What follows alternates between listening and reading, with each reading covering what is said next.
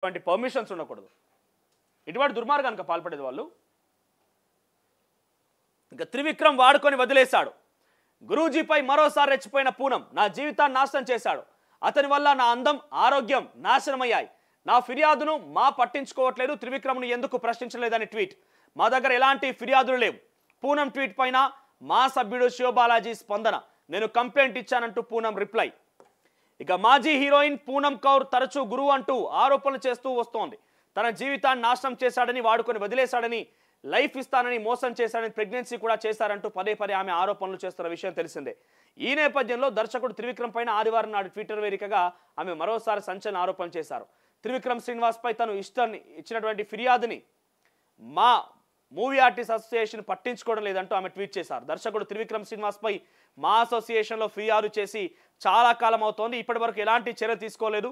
అతన్ని ప్రశ్నించలేదు. నా ఆరోగ్యాన్ని, ఆనందాన్ని నాశనం చేసి నా జీవితాన్ని దెబ్బతీసిన తర్వాత కూడా ఆయన పెద్దవారితో ప్రోత్సహించబడ్డాడు అని లేటెస్ట్గా ట్వీట్ చేసింది. సినిమా ఇండస్ట్రీలో చాలామంది ఇట్లా ఇబ్బంది పడుతున్న వాళ్ళు ఉన్నారు. హీరోయిన్ పూనం కౌర్ గురించి ప్రత్యేకంగా చెప్పాల్సిన పనిలేదు. తొలుత సినిమాలు నటించినటువంటి ఈ భామ ఆ తర్వాత తమిళ, కన్నడ భాషల్లో కూడా నటించి మంచి గుర్తింపు తెచ్చుకుంది.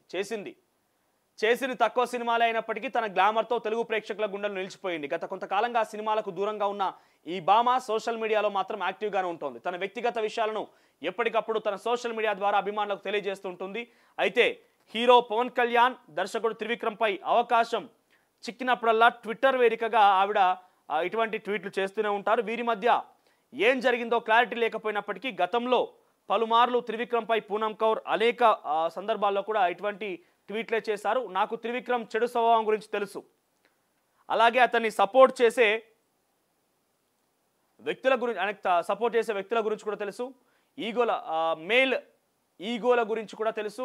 నువ్వు నీ అనుభవంతో చెప్తున్నావు. నేను నా అనుభవంతో మాట్లాడుతున్నాను. త్రివిక్రమ్ జీవితాలను నాశనం చేసే వ్యక్తి అంటూ గతంలో పూనం కౌర్ చెప్పుకొచ్చింది.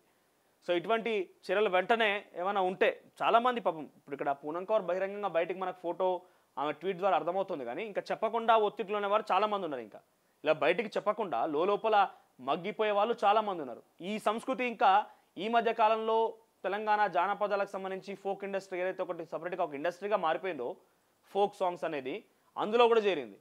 చాలామంది ఫోక్ సింగర్ల పైన, ఫోక్ సంబంధించి యాక్టర్ల పైన, డాన్సర్ల పైన ఇటువంటి విధంగానే ప్రయత్నం చేస్తున్నారట. పాపం వాళ్ళు చెప్పుకోలేక కొంతమంది బయటకు వస్తే మా పరువు పోద్దని కానీ, బయటకు వస్తే మా కెరీర్ నాశనం అయిద్దని కానీ, పాపం అంతో ఇంతో ఇప్పుడిప్పుడే బయటకు వస్తేనే మీ ఘటన కనుక తెలిస్తే తమ ఇంట్లో వాళ్ళు బయటకు రానివ్వరని కానీ, చుట్టాల్లో, బంధువుల్లో అందరిలో ఇబ్బంది పడతామని కానీ చెప్పుకునే వాళ్ళు చాలామంది ఉన్నారు. కొంత గతంలో చెప్పిన ఒకరిద్దరు పేర్లు బయటకు వచ్చిన వాళ్ళందరి మీద కూడా ఒకరిద్దరి మీద కేసులు నమోదైనాయి. తర్వాత ఇంకో ఘటన చూస్తూనే ఉన్నాం. సో ఇంకెవరన్నా కనుక ఇటువంటి దురాలోచన కనుక ఉంటే వెంటనే మార్చుకోండి. అట్ ద సేమ్ టైం ఇక్కడ కూడా ఇండస్ట్రీలో కూడా చాలామంది రకాల ఇబ్బంది పడుతున్నారు. మేము చాలా నీతిమంతులము, సమాజ సేవ చేసే వాళ్ళము, సమాజంలో మా పాత్ర ఏదని చెప్పుకునేటువంటి సినిమా ఇండస్ట్రీలో కూడా వీళ్ళంతా మరి ఒక వ్యక్తి పైన ఇంత పెద్ద ఎత్తున ఆరోపణలు వస్తున్నాయంటే ఎందుకు తను ఒక సుమోటోగా తీసుకొని నిజానిజాలు తేల్చకుండా ఎందుకు పదే ఒక అమ్మాయిని ఇబ్బంది పెడుతున్నారు? ఒక అమ్మాయి తనంతట తానే నాకు ప్రెగ్నెన్సీ చేసిండు, నన్ను ప్రైవేట్గా వాడుకుని చెప్పుకోదు కదా. సో అంతలా చెప్తోందని అంటే మరి నిజానిజాలను తేల్చాల్సిన అవసరం మీ మీద ఉంటుంది కదా, ఆ బాధ్యత మీ మీద ఉంటుంది కదా.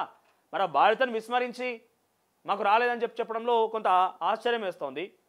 అట్ ది సేమ్ టైం నేను పదే ఎందుకు ఫోక్ ఇండస్ట్రీ గురించి సందర్భం వచ్చినప్పుడల్లా మాట్లాడుతున్నానంటే అనేక ఘటనలు జరుగుతున్నాయట. దయచేసి అటువంటి ఆలోచన కూడా ఉపక్రమించుకోండి. దాని నుంచి మీరు బయటకు వచ్చేయండి. అలాంటి ఆలోచన మానుకోండి. లేదు కాదు కూడదని ఇంకా అమ్మాయిలను వేధించే వాళ్ళు ఎవరైనా ఉంటే కనుక నేను మళ్ళీ చెప్తున్నా, అమ్మాయి మీరు భయపడాల్సిన పని లేదు. చెప్పు తీసుకొని కొట్టండి, కాలుకున్న చెప్పు తీసుకొట్టండి. ఇక అంతకుమించి మనకి శిక్షించేది ఏముండదు. ఇక మొహం మీద ఉమ్మేసి చెప్పు తీసుకొట్టండి.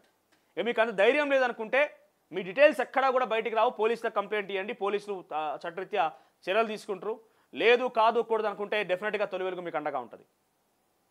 పిచ్చిగా చేష్టలు చేసి ఇష్టానుసారంగా వాళ్ళని వాడుకొని ఇబ్బందుల పాలు చేసి, లేకపోతే ఇంకోటి ఇక్కడ పూనం కౌరే కాదు, ఇంకొక యాక్ట్రెస్ ఎవడావిడ హనీ రోజ్ అని బాలకృష్ణ సినిమాలో మొన్న ఏదో సినిమా చూసిన నేను. సినిమా టైటిల్ ఏదో హనీ రోజ్ అమ్మాయి యాక్టర్ పేరు కూడా. ఆమె కూడా చెప్తోంది ఒక ప్రముఖ బిజినెస్ మ్యాన్ అనే రకంగా పిచ్చిగా మాట్లాడుతున్నాడు, స్త్రీ తత్వం గురించి మాట్లాడుతున్నాడు, నన్ను ఉద్దేశించి మాట్లాడుతున్నాడు, బాడీ షేమింగ్ చేస్తున్నాడు చెప్పి ఆమె కూడా మా సోషల్ మీడియా ఖాతాలో పెట్టుకొచ్చింది.